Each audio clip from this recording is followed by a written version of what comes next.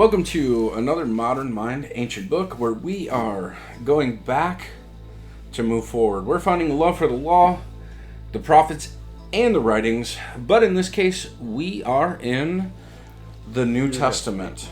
My name is Roger. I'll be your host. We've got Pete with us today. Pete, Hello. Thank you for being here. Yes. We are going to do the book of Matthew today. Yes. The first gospel. That's right. Yeah. And it's quite a few books in. Yes. The first gospel isn't the first book. No. It's really the first book because the others were mostly letters. That's fair. This is one of the first historical Commentary. historical kind of documents, right? I mean, I guess you could put Romans into that. Right. It did give a fair amount of history, Right. And the book of Matthew starts out with the son of, the son of, the Right. son of. It's a very Jewish document. Yes. It is the most Jewish of the Gospels because first to the Jew, Right. and then to the And Gentile. So yeah, the book of Matthew is, of the Gospels, actually the most difficult to get through while teaching if you follow all the rabbit trails. Right. Because it goes all the way through the Bible. Yes. Many, many, many Old Testament quotes in this. So, this book is, obviously one of the more prized New Testament or New Covenant documents. Everybody knows of this. Jew, Gentile, Christian, non-Christian. It's all over. Atheist, anybody pretty much knows this. Matthew is Matthew. Right. Matthew and Romans are very known. So the first gospel is named after Matthew, who was identified by tradition as the author. He's the Jewish tax collector. Right. That was called. And therefore, by training, recorded everything. Yeah, another really great emissary. Right. Like Paul. Between the two worlds. Right. It's almost like God had something planned. Right. Yeah. It's almost like this He had relationships with Gentiles and with the Jewish community too. It's almost like all these people were purposefully and purposely changed. I don't know. Maybe God. Maybe it's not people. Maybe it's God who's the great tactician. That's it. In this system. Because, you couldn't ask for a better emissary to Gentile people, really. No. And you couldn't ask for a better emissary to those who decided to follow the way, the Nazarene sect, from the Jewish worldview, because it's like the ultimate forgiveness. Right. He turned his back on his people, but he was restored to covenant. Right. But just a great emissary. Yes. To be chosen for the way of Jesus, which is very forgiving. Right. And very kind to even those who refuse and who purposely break the law. Yes. Yeah. A great witness and testimony. So he's writing to primarily a Jewish audience about Yeshua HaMashiach, Jesus the Christ. Right. It's the anointed one of Israel. So who was anointed in the Bible? The priests. And? The kings. And? Levites were anointed. Yeah, people who serve God. Yeah. That's the Nazarenes. Nazarenes. Yeah, or Nazarites, I mean. So being anointed isn't really, it's not uncommon. Right? Prophets were anointed by God. Kings were anointed by God and the people, right? This messianic idea is not new to Jewish people. No. They've been looking for him for over 400 years. Well, and their king would have been a messianic type figure, right? He's there to lead them out from oppression by you name it, whoever their enemies were. So the Oppressor of the Year club there. Yeah. So this is a continuous cycle of God's work. Right. Right? And because this is a common theme in the scriptures, it's well understood what it means. But for most of us, it really doesn't. No. We don't really understand it. We think it was like a one-off thing, like Jesus is the only one. Yeah. But all of the Jewish kings were anointed yes. to take their position. All of the priests. This is...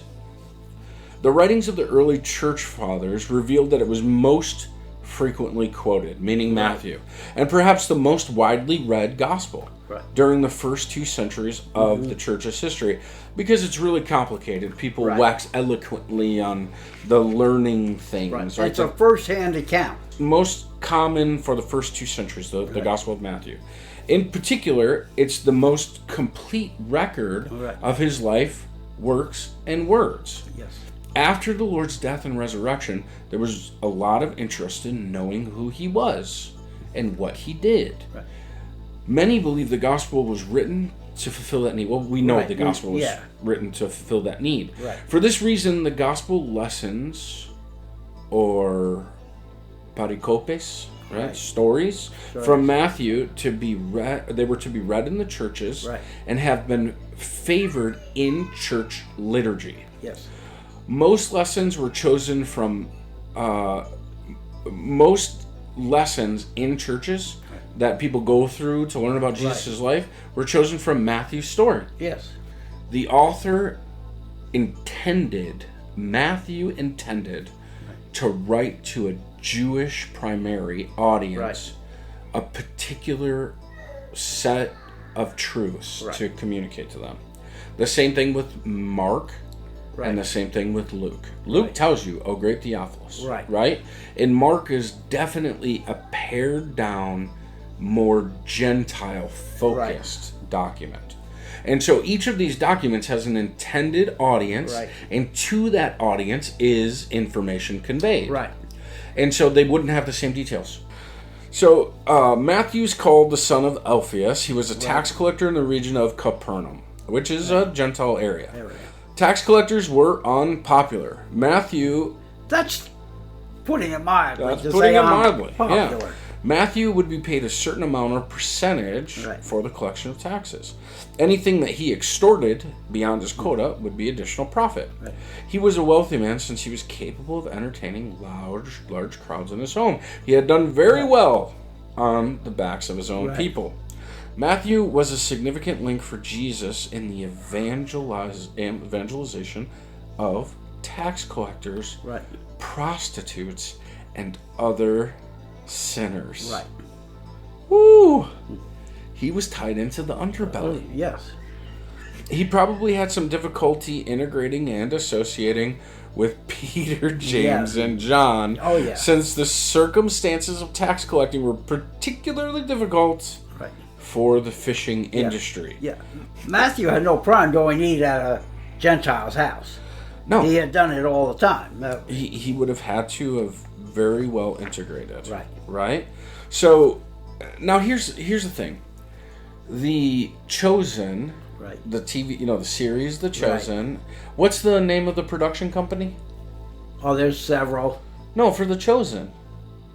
Angel Fire is the one doing it right now. Oh, okay. Yeah. And so, these guys did a very good depiction of that. They took to heart these truths. Right? And they put them into the content, into the visualization of it. They actually made Matthew a little weird. They made, kind of, maybe a savant with numbers. On the spectrum, maybe. Something like that. Yeah. And then they made, Peter difficult. You'd have to watch it. It's highly advisable. Go watch all of the Chosen series. If you want a really, really great opportunity to get a good visualization. Obviously, you're going to see some theology and things. Be aware that that's there. There's some added content to make the stories flow. But it's just good, and it takes into account these truths here, right? So, that's... It gives you a good understanding of where the writer's mind was. That's right. Yeah, it does. What their life was. You can... the dedication to the first century worldview and practices is definitely there. Yes. And it's good. It's very good. Yes. I have really enjoyed it. So, shout out to Dallas Jenkins and those guys, to The Chosen. Lord bless you for what you guys are doing. Right. Please go out and take the time to watch it and enjoy it and be touched by it. Yes. The Spirit is present. There's a lot of truth in it. Yes. And it's very faithful. Well done. Yeah, it's very faithful. I've really, really enjoyed that. So the Gospel of Matthew was written before the destruction of Jerusalem in AD 70. Right. So 60s. Right. Right? You had Romans and then Matthew. Right. And it makes sense, though, that Matthew would come out. Because, think about this strategically, right? The church in Jerusalem had grown significantly, but it was experiencing also significant persecution. Right. The church at large, among proselytes and Gentile believers, had grown tremendously outside of apostolic teaching. Right. It was now just growing organically by the power of the Spirit in various locations, even all the way to Rome. Yes. Right? Northern Africa had been touched, Ethiopia had been touched. Lots of places had started seeing Jesus and the way. And so these believers in Jerusalem, they're like, okay, lots of Jewish people and proselytes are coming to faith, but we haven't really taught them. Right. Let's do this. We've got to memorialize his life. Right. We have to get the proper apostolic teaching out. Let's put together a gospel. It's time. Right. We got to get it to Rome. Right. We got to get it to Thessalonica. We got to get it to Corinth. Right. This needed to be widely circulated. So it was very carefully put together by a very careful numbers guy. Very strategic. Very educated. Excellent writer. Scribe. Yep. So, and with the means to do it. Yep. So, just an amazing document. Again, a treasure. We should not treat these documents as common. It's not common. These are ancient works of antiquity. They are 2,000 years old. Yes. And they record a time in history when, if you're not religious, something happened and now people believe that a man rose from the dead. And how could that happen? But something happened. Something happened. If you are religious, it records the most miraculous time in human history. Right. When the man who was sent by God, who was given all authority over all of heaven and earth, over all people on the earth, and over the earth, attempted with an olive branch to give us life, and we murdered him for it. To return life to us. Yes. We gave it up at some point in time. Yeah, the gospel. And that in the garden, we gave it up. The gospel really is not about us. It's about God. Yes. So, long and short of it, God created all life. Human beings He made special in His image.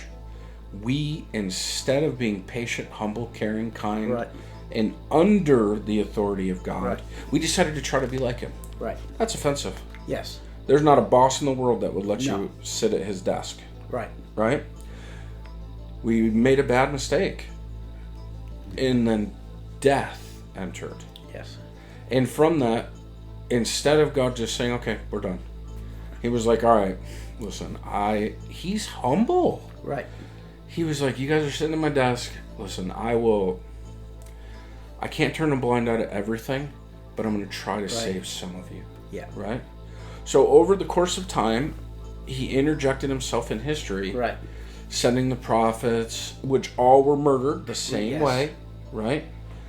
Up until the Son came, and the workers in the vineyard said, this is our chance. Yes. Jesus told this parable. Let's kill Him and it'll all be ours. But what they didn't understand is that with His death came the blood. Right. And the blood atones for sin. Right. So the propitiation was complete. Right. Because now this legal system that God in his genius put in place, blood atones for sin. Right. Here's what it takes. Right. You might want to explain the word propitiation to our... Propitiation is in place of. Right. Right? So it's like going to, shout out to Ray Comfort. Right? It's like going to court and finding out that you're guilty, and then someone else standing in your place and saying, I will accept his fate. Right. Right? And in the court allowing it by having legal jurisdiction to do so, which is what the law of Moses allowed.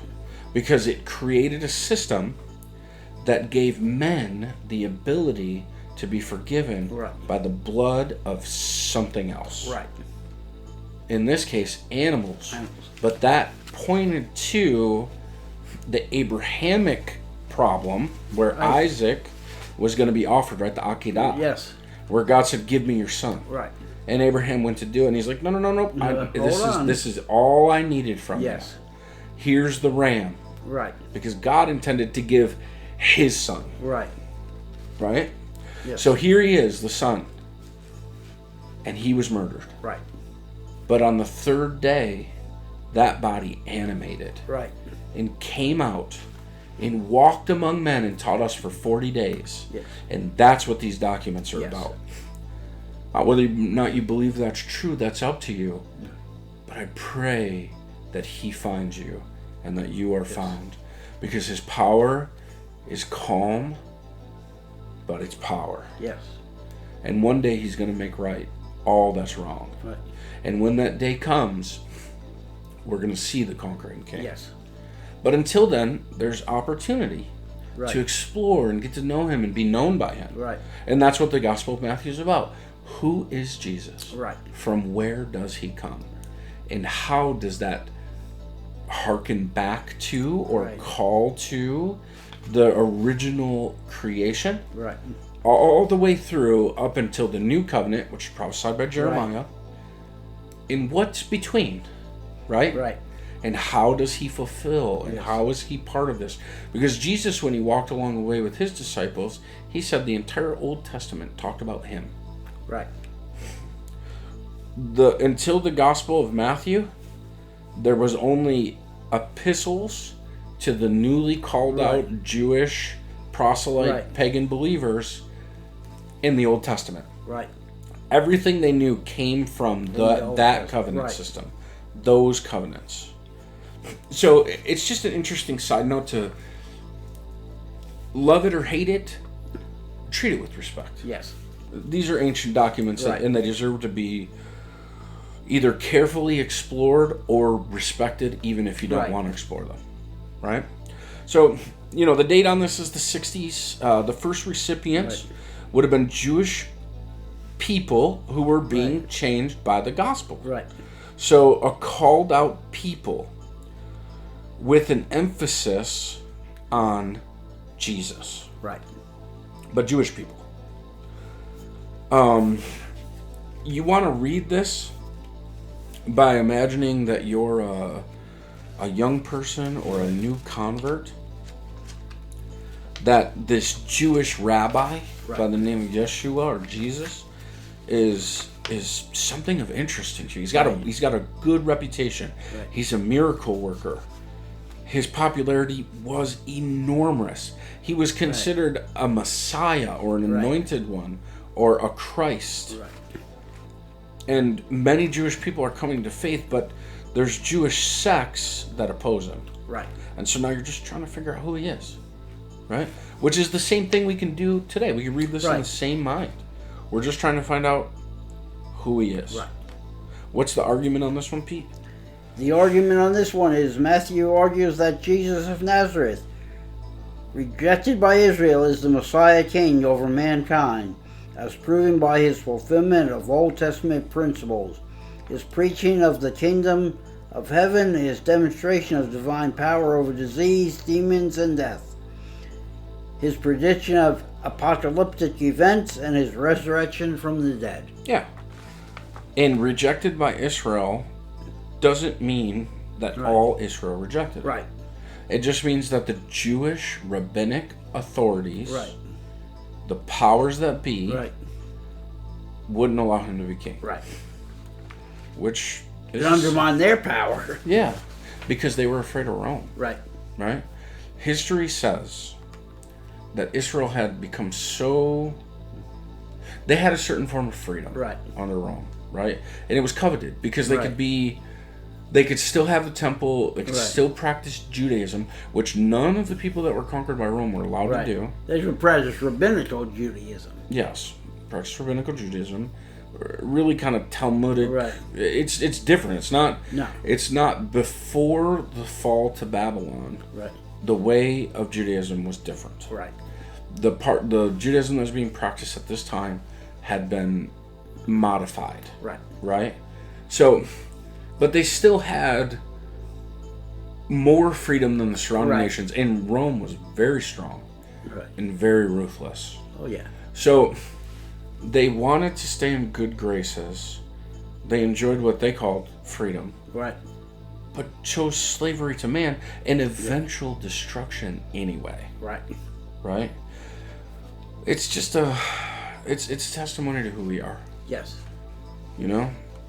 And it's a testimony today. I mean, how many of us actually live within that principle? Right. We live under governments. We live under oppression. Right. We are harmed and destroyed. Many Christians are persecuted horribly. But none of this would be true if Jesus hadn't become king. Right. It would have been a different world. Yes. And, you know, obviously it was God's plan. And so where we are today is, it's a thing.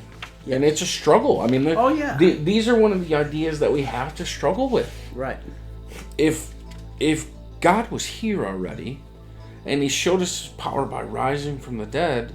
Why didn't he just take over right then and there? Why didn't he just fix it? Yeah. Right? But I think it was for us. Right. Because if he had fixed it, no further generations other than the righteous would have continued. And my family was not a generation of righteous. Right. Right? So, you know, I thank the Lord for long suffering. Right. And I just pray that the listener would not be offended by that. Right. But instead, seek to know him more and find what that grace means for you personally. Right? And then how you can share it with others. Yes. I mean, that's the important part. That's it. Because the day is coming when human life will have grown so evil yet again that there will be no more future for unrighteousness. So the argument of Matthew is that he's fulfilled the Old Testament prophecies. Right. Okay, cool. I mean, no harm, no foul. It seems like we're onto some kind of truth here, you know? This is to be encouraged, to be challenged, to demonstrate Jesus' messianic prophecies, to show how Israel had turned against this, and how there's a future thing. Matthew has a really clear section about what's coming up next. The temple, particularly, right? And the key verse for this is, "But what about you?" Jesus asked. "Who do you say I am?" Simon Peter answered, "You are the Messiah, the Christ, the Son of the living God." Jesus replied, "Blessed are you, Simon, son of Jonah, for this was not revealed to you by men, but by my Father in heaven." Yes. So this has been the book of Matthew, written about AD 60, all about Jesus, written to a Jewish audience. Yes. We love you. We thank you for listening. If you'd like to reach out to us, modernmindancientbook@gmail.com. I seem to mess that up a lot. And my name's Roger. I've been your host. I've certainly enjoyed talking with you. Pete, thank you for being here. Thank you for having me again. And we wish you nothing but the best. We wish blessings on your week and on your days, and that you come to know him more, and that he calls to you and he changes you. Thank you, and goodbye.